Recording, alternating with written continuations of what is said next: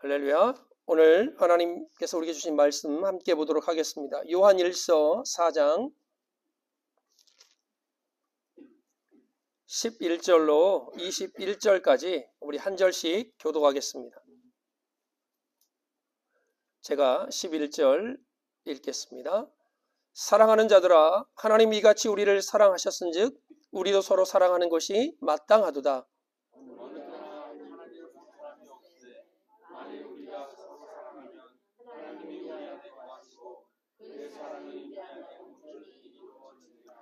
그의 성령을 우리에게 주심으로 우리가 그 안에 거하고 그가 우리 안에 거하시는 줄을 아느니라.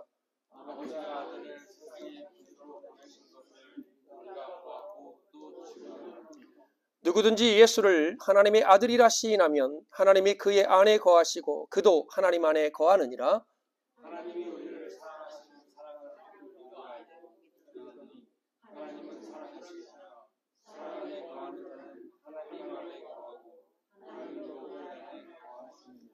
이로써 사랑이 우리에게 온전히 이루어진 것은 우리로 심판날에 담대함을 가지게 하려 함이니 주께서 그러하심과 같이 우리도 이 세상에서 그러하니라.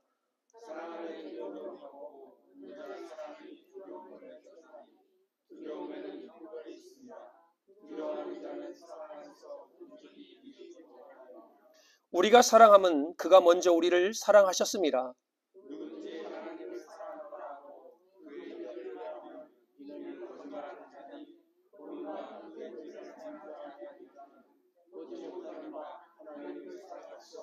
같이 읽겠습니다. 우리가 이 계명을 주께 받았나니 하나님을 사랑하는 자는 또한 그 형제를 사랑할지니라. 아멘.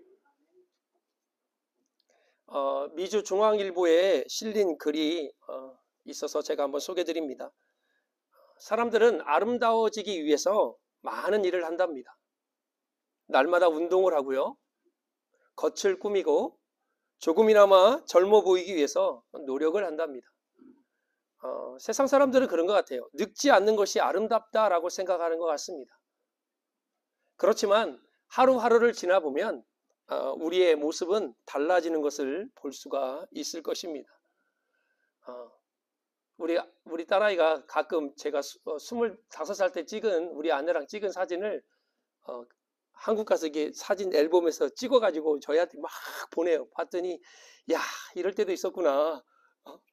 풋풋한 얼굴. 근데 거울을 보니 많이 달라졌어요. 그러니까 세월은 그 앞에 장사가 없다 하듯이 세월이 흐르면 우리의 모습은 달라질 수밖에 없습니다. 아름다움은 겉으로 드러나는 게 아니죠. 사람도 세상에도 많은 이들이 아름답다라는 표현을 쓰십니다. 우리 요집사님이 여러분 올 때 다 이렇게 포옹해 주시잖아요. 그리고 아름답습니다, 아름답다 이렇게 말할 때가 있습니다. 그런데 세상적인 기준으로 보면 그렇게 아름답 것 같지 않은 그 기준이 있을 수 있지만 무엇 때문에 아름답다고 할까요?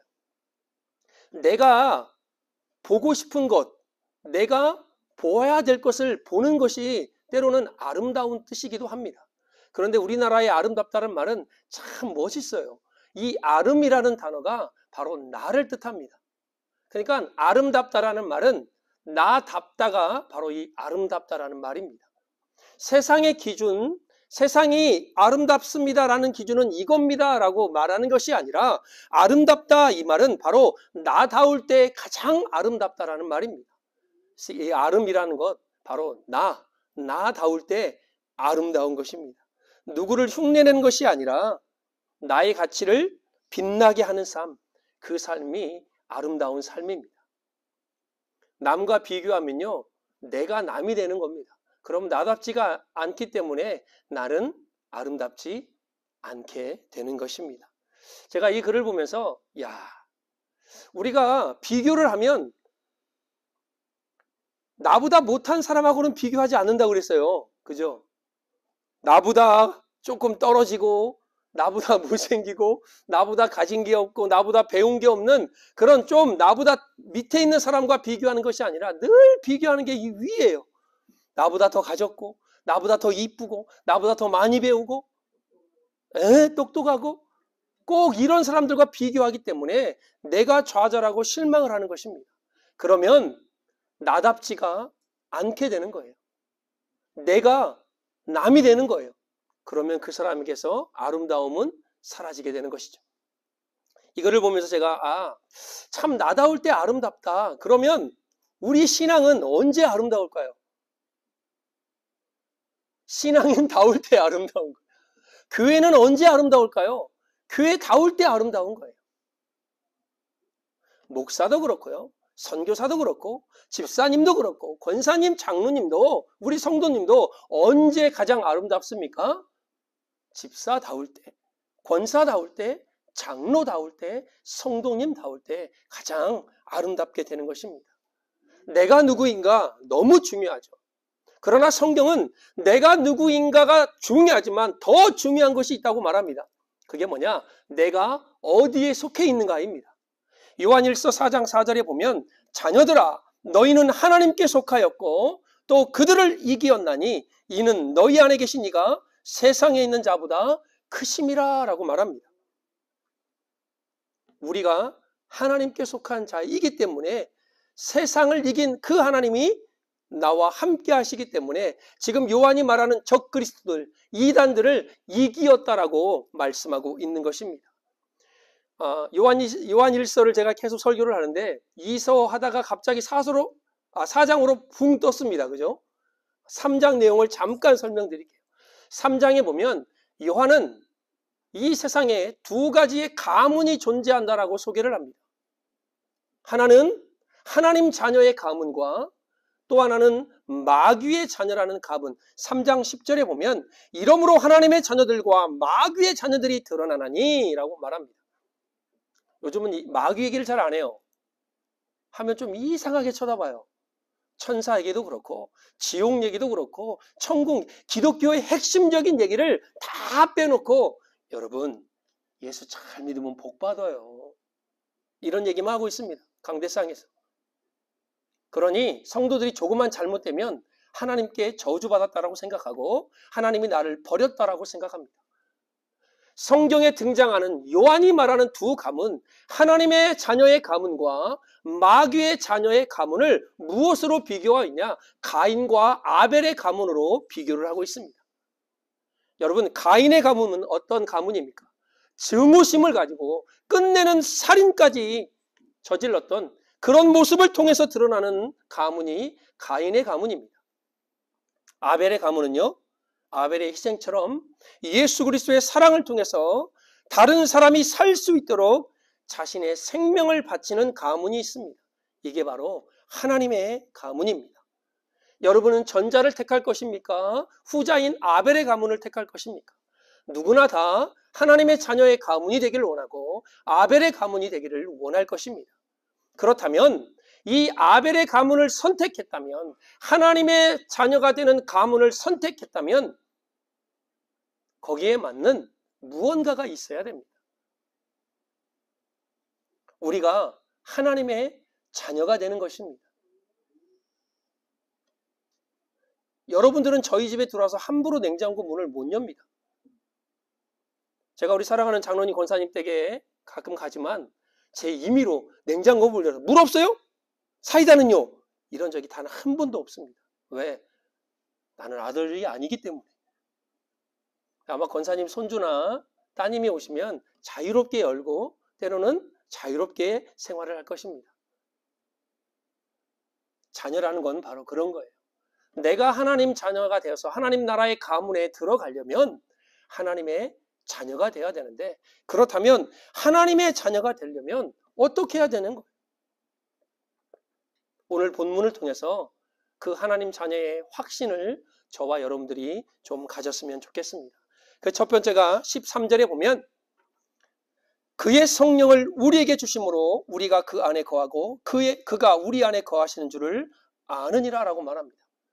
하나님의 자녀가 되는, 하나님의 자녀라고 확신할 수 있는 첫 번째가 뭐냐? 성령님이 우리 안에 거하시느냐라는 문제입니다.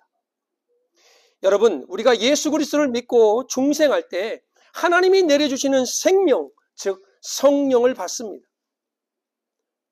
오순절 이후부터 지금까지 신약 성경의 일관된 가르침, 사도행전 2장 38절과 39절의 말씀입니다.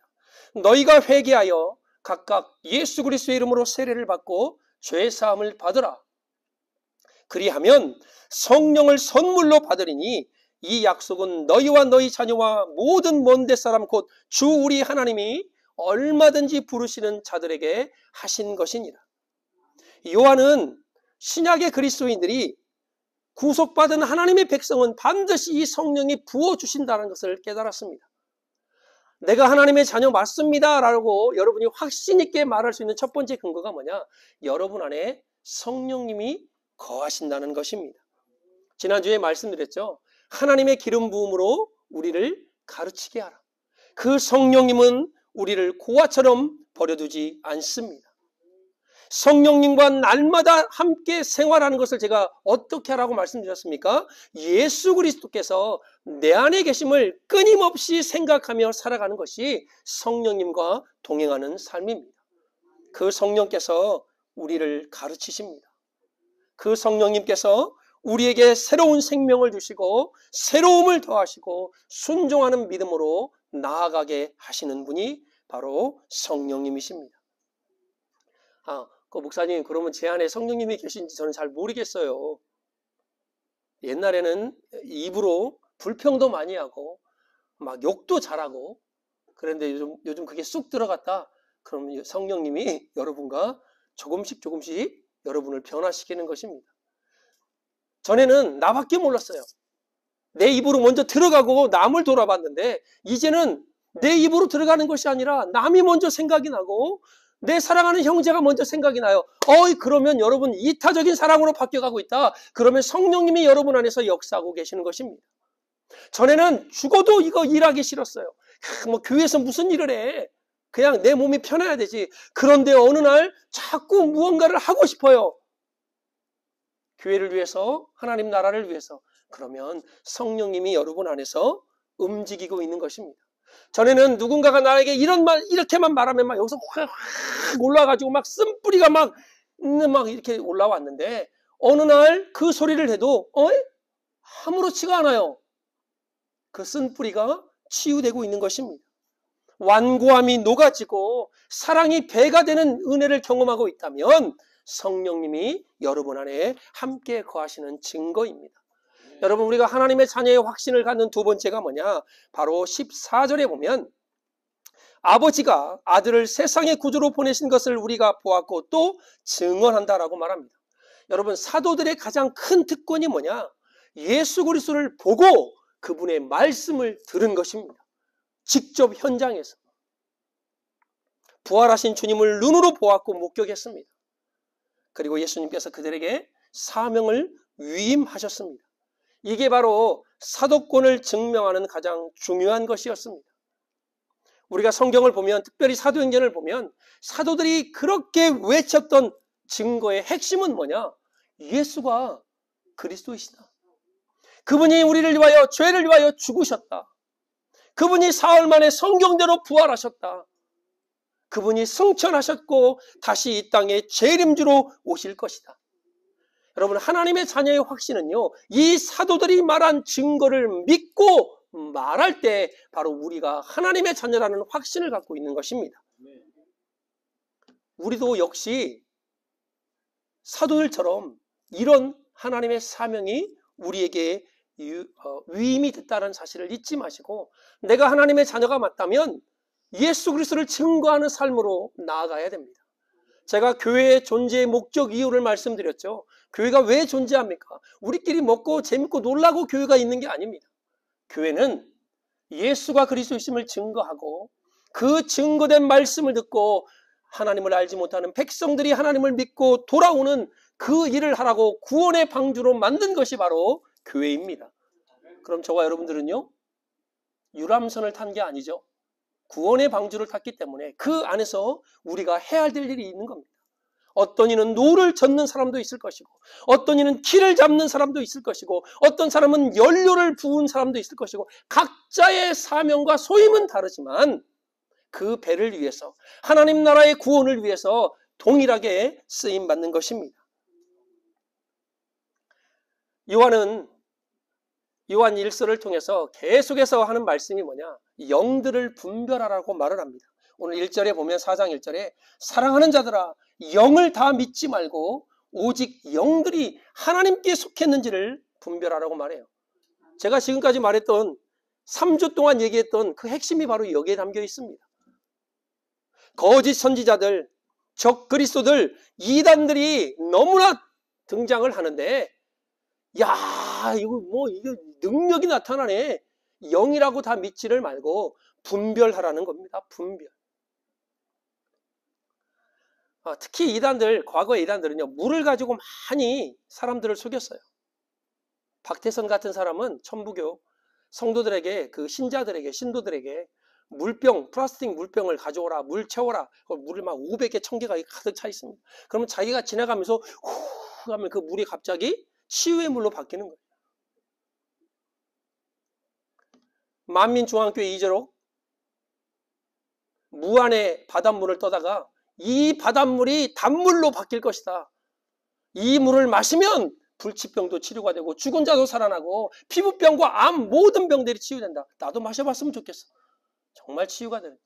제임에서 보십시오. 영생수, 기적의 물. 영들을 분별하라. 제가 아마 한 2달 전에 그 요즘 한참 뜨는 박혁 전도자에 대해서 얘기했을 것입니다. 조심해야 돼요, 여러분. 그 사람이 예수 그리스도의 이름으로 귀신을 쫓아냅니다.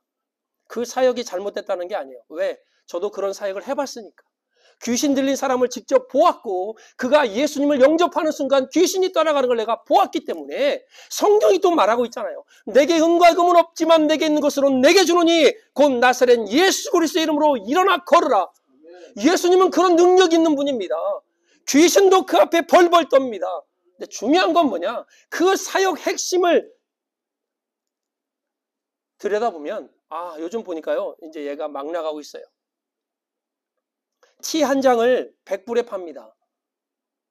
이 반팔 티셔츠를 뒤에다는 하나님의 진리는 높으시다라는 스페인시 말을 써놓고 사람들이 이거 너무 비싸요. 그러니까 하나님의 가치가 이 안에 담겨 있기 때문에 비싸다는 거예요. 자, 모든 이단들은, 사이비들은 결국은 성도들을 치유하고 그들을 사랑하고 그들을 보호한다라고 말하지만 끝은 어디냐? 돈과 관련이 있습니다. 그리고 성적인 문제가 관련되어 있습니다. 여러분 잘 분별해야 돼요. 우리는 돈 안 받고도 기도하면 치료가 되잖아요. 왜 영들을 분별하라고 요한이 말하냐? 이단들이 너무나 등장을 하는 그때나 지금이나 동일하게 영들을 분별하지 않으면 우리는 자칫하다가는 이단에 빠질 수 있기 때문입니다. 예수가 그리스도이심을 선포하는 곳, 하나님의 사랑을 증거하는 곳, 예수님 외에는 구원자가 없다라는 곳, 그런 곳에서 신앙생활 하시길 주의 이름으로 축복합니다. 넘어뜨리고 쓰러뜨리고 마우라 스카프 하나 들고 쫙 지나가면서 성령님이 오셨다고, 성령님이 그런 분이십니까? 성령님은 여러분 하나님이십니다. 하나님. 우리가 하나님을 경외하고 그분을 두려워하라고 성경은 기록되어 있는데 성령님을 오라 가라 말하고 사람 입에서 훅 하면 성령님이 슉 들어갔다가 슉 나갔다가 어떻게 우리 성령님을 그렇게 취급하는지 이런 것에서 여러분이 분별하시고 오직 예수가 그리스도이심을 선포하고 하나님의 거룩하심을 선포하고 성령님이 나와 함께 하시며 나를 인격적으로 대하시는 그 사실을 증거하는 곳, 그리고 사실을 증거하는 여러분이 되어져야 될 것입니다. 여러분, 하나님을 나의 아버지로 내가 하나님의 자녀라고 확신하는 세 번째 특징은 바로 오늘 15절에 보면 누구든지 예수를 하나님의 아들이라 시인하면 하나님이 그의 안에 거하시고 그도 하나님 안에 거하시니라. 진리의 성령님을 내가 내 안에 모시는 것이 내적인 확신이라면 이 내적인 확신을 완성시키는 것이 뭐냐? 내 입술로 예수를 그리스도라 나의 주인이라고 고백하는 것입니다. 이 고백은요, 그 당시에 예수님의 성육신을 부인했던 이단들과 구별된 행동이었습니다. 왜? 신비한 지식을 알아야 구원받는다 했는데 이들은 예수를 나의 구주로 하나님의 아들로 시인할 때 구원이 있다라고 말하고 있는 것입니다. 이 고백 속에는 예수님만이 하나님을 만나는 영광의 길입니다. 이 고백 속에는 예수님만이 나의 모든 죄를 사할 수 있는 죄 사함 받는 유일한 길입니다. 이 고백 속에는 예수님만이 사단을 이길 능력이 있는 길입니다. 요한일서 3장 8절에 보면 죄를 짓는 자는 마귀에게 속하나니 마귀는 처음부터 범죄함이라고 말합니다. 하나님의 아들이 나타나신 것은 마귀의 일을 멸하려 하심이라고 말씀해요. 여러분, 예수 그리스도 그분을 나의 주인으로 고백하는 것, 그 고백에는 나의 모든 죄가 사함받고 내가 하나님을 만날 수 있고 내가 사단을 이길 수 있는 하나님의 자녀가 되는 엄청난 고백임을 잊지 마시길 주의 이름으로 축복합니다. 로마서 9장 9절 10절 말씀입니다. 10장 9절 10절 말씀입니다. 내가 만일 내 입으로 예수를 주로 시인하며 또 하나님께서 그를 죽은 자 가운데 살린 것을 내 마음에 믿으면 구원을 받으리라. 사람이 마음으로 믿어 의에 이르고 입으로 시인하여 구원에 이르니라 말씀합니다. 이 시인과 고백이 그렇게 중요한 거예요. 제가 아까 귀신 들린 사람 봤다고 그랬잖아요. 여러분, 참 그가 예수님께로 돌아오기가 참 많이 쉽지는 않아요. 근데 끊임없이 그와 찬양하고 그와 예수 그리스도의 이름을 그에게 증거하고 그가 이제 예수님을 나의 주인으로 고백하겠다고 무릎을 꿇을 때 뭐 일주일도 걸리고 2주일도 걸립니다. 같이 밤새는 거예요. 근데 그가 무릎을 꿇고 예수님을 고백하겠대요.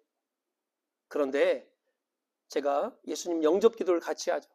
하나님, 저는 죄인입니다. 이게 먼저 나와야 되는데 하나님, 이 소리를 못합니다. 여러분, 이 하나님의 자녀가 이 얼마나 큰 특권인지 여러분 현장에서 정말 이런 사람들을 만나면요, 제가 그랬잖아요. 이 사람이 하나님 아버지라는 말을 못해서요 막 식은땀을 펄펄 흘립니다. 그리고 한 3분 4분 지나서 하나님 하고 한숨을 푹 쉽니다. 그리고 예수 그리스도를 영접하는 그 고백을 다 기도를 끝나고 제가 물어봤어요. 왜 그렇게 힘들어했냐? 여기까지 하나님의 이름이 나오는데요, 입 밖으로 안 나온다는 거예요. 여러분, 이 시인한다는 거는요 이만큼 중요한 거예요. 내가 하나님을 나의 아버지로, 예수를 나의 구주로, 성령님을 나의 평생의 동반자로 고백한다는 것은요 내 힘으로 되는 게 아니라는 거예요. 하나님 아버지를 여러분이 아무렇지도 않게 부르죠.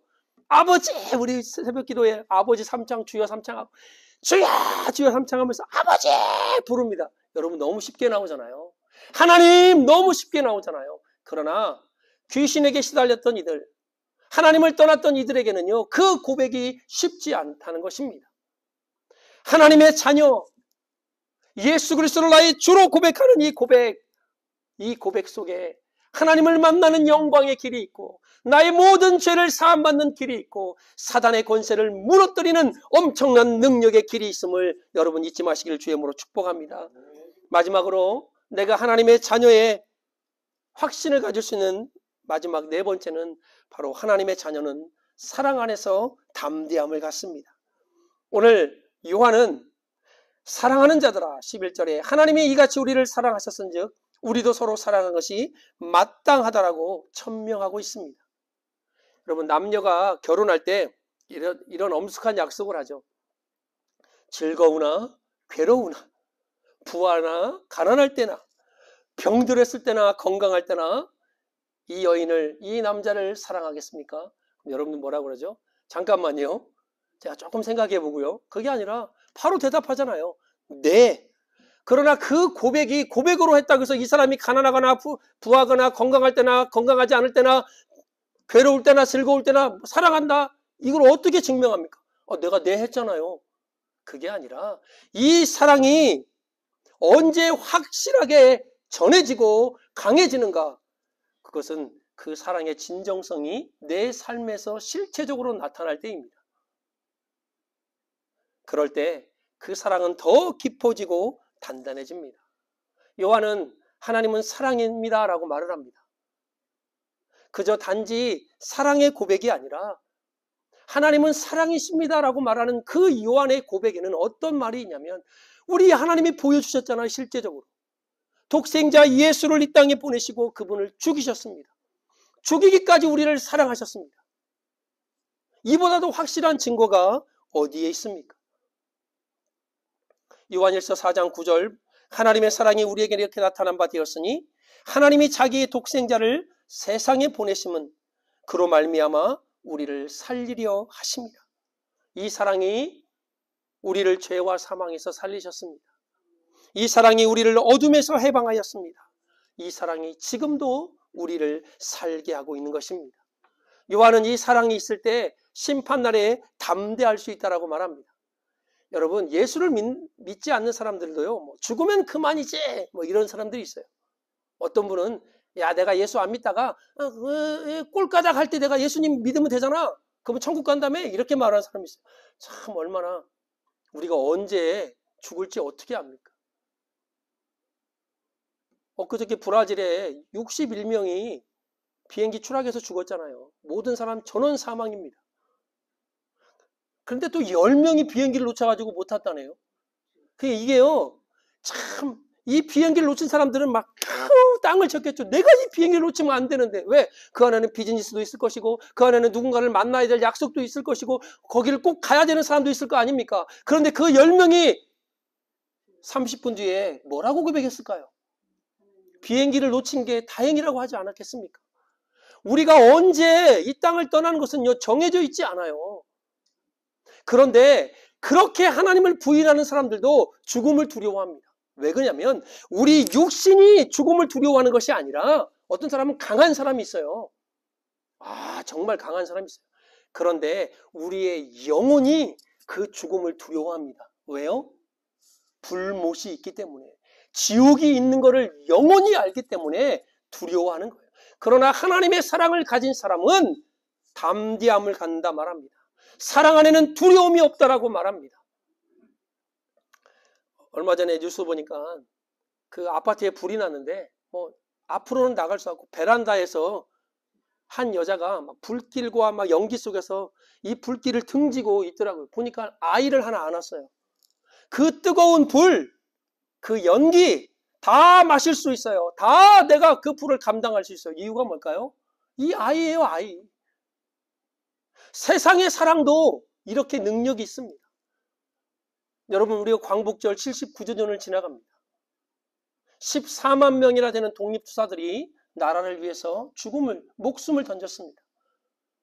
저희 교회에도 두 분의 독립투사의 후손들이 계십니다. 너무나 감사한 일이죠. 너무나 고마운 분들입니다. 그들에게 왜 두려움이 없겠습니까? 사랑하는 처자식을 내놓고 어떻게 폭탄을 들고 그 일본 진영으로 뛰어들 수 있겠습니까? 나라를 사랑하는 그 사랑이 두려움을 잊게 한 것입니다. 이 땅 조선에, 우리 땅 조선에 와서 어린 나이에 수많은 선교사들이 죽음에 처했습니다. 그들이 왜요? 영혼을 사랑하고 조선을 사랑하기 때문에.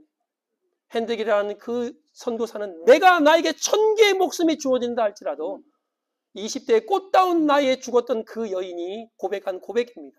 나는 다시 이 조선에 와서 내 생명을 바칠 것이라. 영혼을 사랑하고 나라를 사랑하고 자기 자녀를 사랑했던 이 세상의 사랑도 능력이 있고 힘이 있는데 하나님의 사랑, 그 사랑에는요 더 큰 능력이 있고 그 사랑 안에는 두려움이 없는 은혜가 있는 것입니다.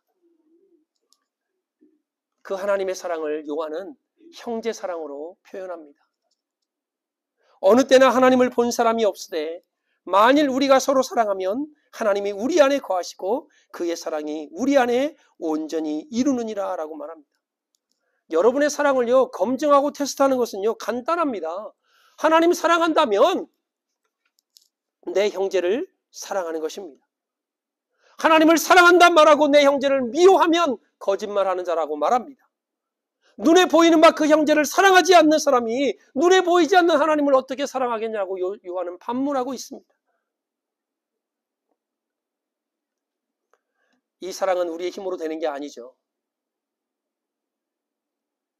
그냥 그 미운 놈만 생각하면 막 그냥 막 여기서 끌어오르는 게 한두 번이겠습니까? 그런데 하나님을 믿고도 그 미움이 참 사라지지 않아요. 나를 힘들게 했던 그 사람만 보면 그냥 저 인간 저거 왜 그럴까요? 인간이기 때문에 그럴 수 있습니다. 그러나 우리가 성령님이 내 안에 계시고 그 성령님께서 나를 인도해 가시고 내가 그분과 함께 동행함으로 우리가 조금씩 성숙해져 가면 오늘 요한이 말했던 그 형제, 그러나 이 형제는요 크리스찬입니다. 여러분 주위에 있는 내 옆에 있는 그분을 사랑하시길 주의 이름으로 축복합니다. 하나님 자녀의 확신을 가지십시오. 그 확신 속에는 내가 하나님의 성령을 받을 뿐만 아니라 하나님의 자녀는 사도들이 말했던 예수가 그리스도이심을 믿고 증거하는 사람들입니다. 하나님의 자녀는 하나님의 아들인 예수 그리스도를 나의 주로 시인하는 사람들입니다. 하나님의 자녀들은 사랑 안에서 담대함을 가지고 내 형제를 사랑하는 사람들입니다. 여러분과 저는 하나님의 자녀가 맞습니까? 아멘.